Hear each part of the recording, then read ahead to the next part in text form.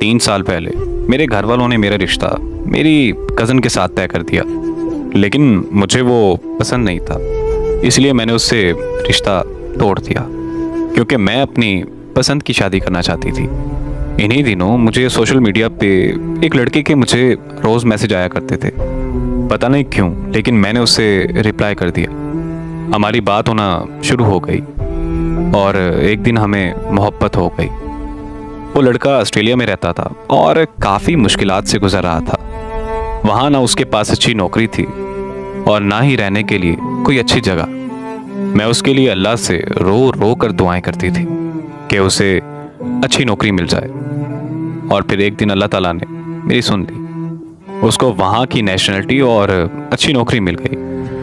वो मुझसे ये कहता था कि ये सब तुम्हारी दुआओं का नतीजा है। वो मुझसे कहता था कि मैं तुम्हें कभी नहीं छोड़ूंगा। मैं भी उसे अल्लाह से तहज्जुद की दुआओं में मांगा करती थी। हम सारा दिन सारी रात बातें करते रहते थे। उसने मुझसे ये कहा था कि वो पाकिस्तान आकर मुझसे शादी करेगा। उसके आने से 15 दिन पहले मेरी अम्मी अल्लाह ताला को प्यारी हो गई। उन दिनों मुझसे बात भी नहीं होती थी, जिसकी वजह से हमारा राब्ता बहुत कम होता था।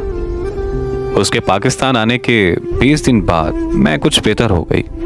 हमने एक दूसरे से मिलने का प्लान बनाया। उसने मुझे एक कमरे में बुलाया और मैं मिलने चली गई। वहाँ मेरे ना चाहते हुए भी हमारे दरमियान सब कुछ हो गया। उस दिन के बाद उसने मुझसे राब्ता करना ही छोड़ दिया। मैं इतने मैसेज करती, इतनी कॉल्स करती, पर उसका एक जवाब भी नहीं आता था। और फिर एक दिन वो मैसेज पर कहने लगा कि हम एक दूसरे से मैच नहीं करते, हम दोनों की सोच बहुत अलग है, इसीलिए मैंने ये फैसला किया है कि हमें ये रिश्ता ख़त्म कर देना चाहिए। और फिर उसने मुझे सॉरी कहते हुए ब्लॉक कर दिया।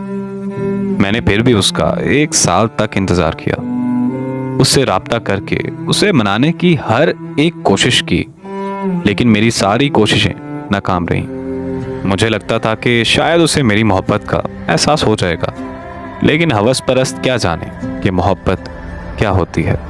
मेरे अलावा पता नहीं वो कितनी लड़कियों की ज़िंदगी बर्बाद कर चुका होगा। एक गलत इंतखाब की वजह से मेरा यकीन टूटा है। मेरा यकीन तो शायद कभी ना छूट पाएगा।